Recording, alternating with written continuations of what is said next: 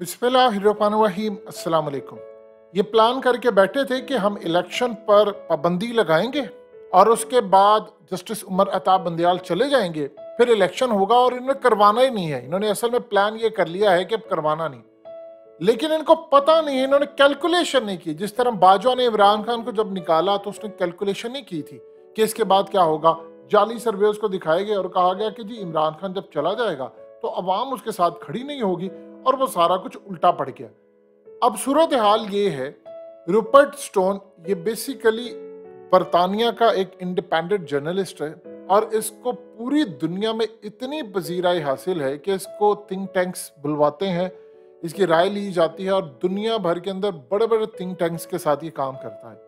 आप जरा इस शख्स की ट्वीट देखिए। उसने कहा है कि पाकिस्तान में जो चीजें हैं बैड टू वर्ड्स होने जा रही हैं और सबसे बड़ा रिस्क ये है कि इलेक्शन जो इन्होंने पोस्टपोन किया है, इसके बाद मगरिब पाकिस्तान पर पाबंदियां आयद करने जा रहा है। ये मगरिब की पाबंदियां अगर आयद हो गई तो आपके मुल्क में जो डॉलर है ये 800 पर पहुंच जाएगा।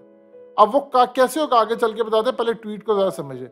उसे कहा अगर अथॉरिटीज इसी तरह ये काम करते रही, यानी पाकिस्तान के जो ताकतवर हलके हैं जो पूरा पाकिस्तान मैनेज करते, अगर वो ये हरकतें करते रहे तो आप पर पाबंदियां लगने जा रही हैं। और वेस्टर्न, फिर उसने कहा कि ये इकोनॉमी के लिए बिल्कुल ठीक नहीं होगा। सबसे बढ़कर आईएमएफ की तरफ से आपको फंड्स नहीं मिलेंगे, ये बात आप जेहन में रखिएगा। उसने कहा कि ये जो मदद है आईएमएफ की तरफ से, यानी आपकी डील स्ट्राइक नहीं हो सकेगी और उसके बाद पाकिस्तान के बहुत ज्यादा चांसेस बढ़ जाएंगे कि वो डिफॉल्ट कर जाएगा। ये अब आप जरा समझिए, ये जो आपको जीएसपी प्लस स्टेटस मिला हुआ है कि आप वहां पर अपना माल देते हैं, उन्होंने रोक लिया, उन्होंने खत्म कर देना, पाबंदियां लग जाएंगी कि पाकिस्तान में इलेक्शन क्यों नहीं हो रहे जानबूझकर, क्योंकि अफगानिस्तान में जंग में इलेक्शन हो सकते हैं, इराक में हो सकते हैं, दुनिया भर में हो सकते हैं, शाम में हो सकता है, लीबिया में हो सकते हैं, दुनिया भर में जंगें हो रही होती हैं, वियतनाम समेत हर जगह इलेक्शन होते हैं, तो पाकिस्तान में क्यों नहीं हो सकते। पीएसएल करवाया, कोई खतरा ही नहीं है पाकिस्तान में, सिर्फ इसलिए क्योंकि इमरान खान और बैठकर ताकतवर हल्के जो भी फैसला करें, अब उसका आउटकम देख लें क्या है। आप देखिए, इस शख्स ने वार्न कर दिया है कि पाकिस्तान को मगरबी पाबंदियों का सामना होगा, डॉलर आपका 600-700-800 पर पहुंच जाएगा क्योंकि एक्सपोर्ट खत्म हो जाएगी। आपको जीएसपी प्लस जो स्टेटस दिया हुआ है, टैक्सेस की छूट दी है, अब इसीलिए कुछ ना कुछ अपना माल एक्सपोर्ट कर लेते हैं यूरोप में। अब मिसाल के तौर पर बासमती राइस है, आपको 35% उसका जो कोटा मिला हुआ है, यानी इस वक्त तकरीबन हम ये लोग करते हैं 35% हमारी एक्सपोर्ट है दुनिया में, जितना भी बासमती राइस है उस पर इंडिया ने क्लेम किया, हमारा ये मामला चल रहा है। अब आप सोचिए इसी तरह दीगर जो चीजें हैं, आपको जो कोटा मिला है वो खत्म हो गया तो आप तो जमीन बोस हो जाएंगे। आपको उन्होंने स्टेटस दिया हुआ है, छूट दी हुई है कि थर्ड वर्ल्ड कंट्रीज है। वैसे तो इनसे पूछे जिन्होंने हमें थर्ड वर्ल्ड कंट्रीज रखा, ये मुल्क बनाया था एक सिविलियन ने, उसका नाम था मोहम्मद अली जिन्ना।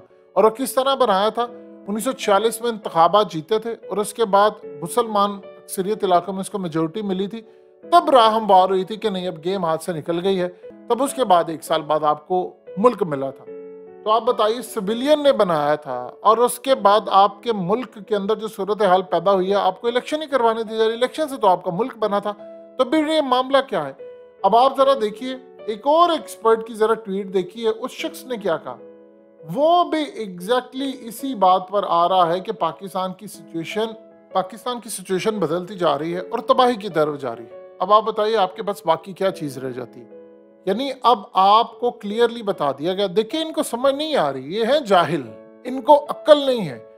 यूरोप ने नहीं माना, आप क्या समझ रहे हैं वो मार्शल को तस्लीम करेंगे? वो बिल्कुल नहीं करेंगे। आपको क्या लगता है अफगान तालिबान ने वहां पर जमहूरियत नहीं लेकर आए, उन्होंने उनके 10 अरब डॉलर नहीं दिए वापस, उन्होंने कोई एड नहीं दी, कुछ नहीं दिया उनको, पूरी दुनिया ने उनसे मुंह मोड़ लिया और पाकिस्तान पर उन्होंने पाबंदी लगाई कि आपने इनको तस्लीम नहीं करना। यानी पाबंदी से मुराद ये है कि हम पर जोर जबरदस्ती की पाबंदी का हर मामला रखा हुआ है कि अगर आपने तस्लीम किया तो आप भी उन पाबंदियों की जद में आ जाएंगे जो उन पर लगी हुई हैं। अब आप बता दीजिए कि सूरत हाल में इंटरनेशनल असल में मसला क्या है, चाहे वो अमेरिका हो यूरोप हो, दुनिया को ही दिखाने के लिए सही, वो तो तस्लीम नहीं करेंगे कि आप में मुल्क में बुरी सेटअप चला। वो कह रहे हैं तो ह्यूमन राइट्स की वायलेशन है, और बिल्कुल ठीक है, 24 करोड़ अवाम का मुस्तकबिल बैठकर बंद कमरों में 4-5 लोग तय करते हैं, ये आपका मुल्क है, ये इस तरह चलेगा? अवाम टैक्स दे, अयाशियां इनकी चले, सारा कुछ इनका होता रहे। इनको अक्ल नहीं आ रही इनके साथ हो क्या रही है।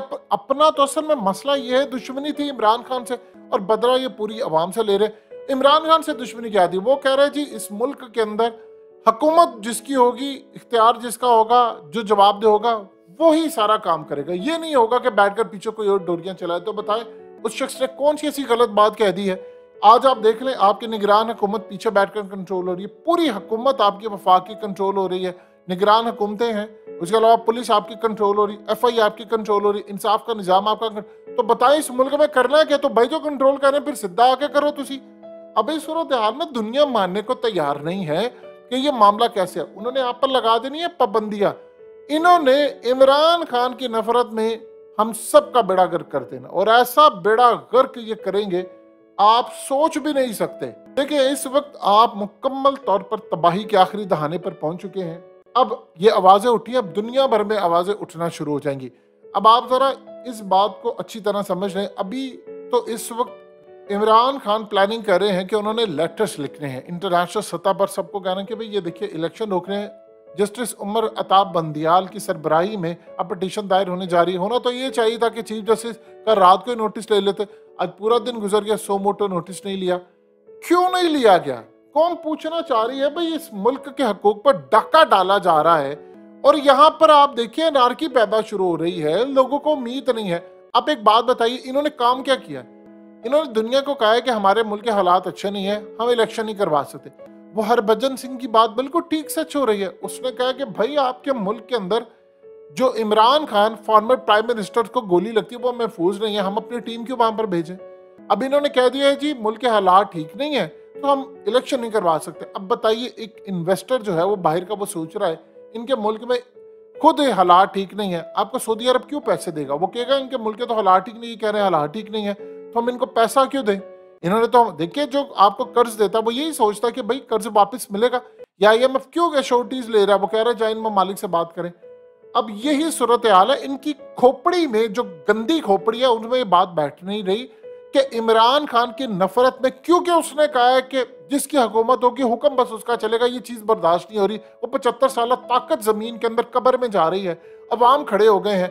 वो बाजवा ने कौम पर बड़ा एहसान किया है। ये जितने साफी मतीउल्लाह जान से लेकर ये हामिद मीर, सलीम साफी, ये जितने साफी थे ये सारे एंटी एस्टैब्लिशमेंट बने हुए थे, इनके चेहरों से नकाब उतर गए। ये तो एस्टैब्लिशमेंट के थे, प्रो एस्टैब्लिशमेंट, ये तो कभी थे ही नहीं।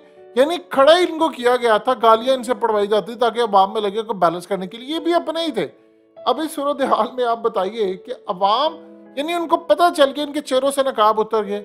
इस्टेब्लिशमेंट, ब्यूरोक्रेसी, मीडिया, सियासतदान, सबके चेहरों से नकाब उतरे, कौन कहां पर खड़ा है। तो सबसे बड़ी बात यह है कि आपके मुल्क के अंदर ये सूरत हाल पैदा होगी, लोगों को ये समझ आ गई है कि यार असल हुक्मरान तो कोई और होता है और 75 साल से ये तमाशा चल रहा है, गंदे हमेशा सिर्फ सियासतदान होते।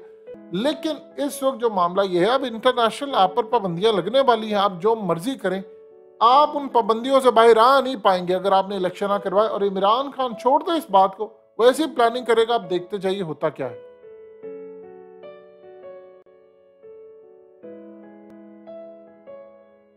हकीकत टीवी को सब्सक्राइब करना मत भूलें, वीडियो को लाइक करें, शेयर करें और कमेंट सेक्शन में अपनी राय का इजहार जरूर करें।